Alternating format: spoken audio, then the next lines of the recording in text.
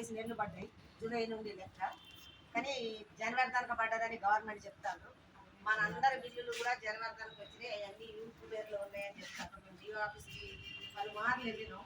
పోయి అక్కడ విన్నవించుకుంటే మీ పైసలన్నీ బిల్లులన్నీ అయిపోయినాయేమో, మా దగ్గర ఏం లేవు, కావాలంటే మీకు ఒకటి మా దగ్గర ఉన్న యూత్ ఇస్తాను చూడండి.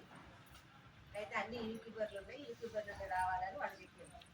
సరే యూట్యూబర్లో ఉంటే మరి మా వాళ్ళు మేము మా వంట వాళ్ళు ఏ విధంగా ఖర్చులు పెట్టాలి, ఎక్కడి నుంచి తీసుకురావాలి అని అడిగారు. అలా టిఫిన్లు చేయమని కూడా మేము తెగేసి చెప్పినాం. మన మండలంలో కూడా టిఫిన్ చేయమంటే ఒకటే స్కూల్ రావాలని వచ్చింది. ఏ స్కూల్ కూడా చేయమని డిఓ గారికి లెటర్ ఇచ్చి ఇచ్చింది. తర్వాత జావ కూడా అందరూ పోస్తారు. ఇప్పుడు ఇది కూడా ఇవాళ ఏంటంటే జావ కూడా పోయమని ఇక్కడ చెప్తున్నాం.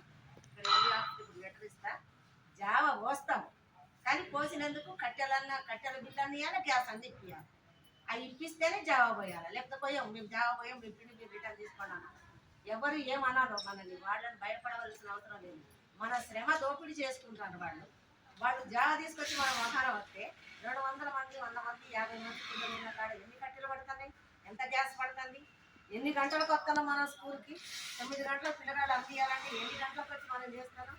మన పని ఎన్ని గంటలు ఉంటుంది, 8 గంటలు ఉంటుందా.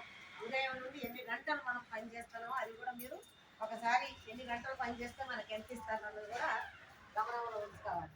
ఎందుకంటే ఎంతకు ఎట్టి ఛార్జీలు చేస్తున్నాం కదా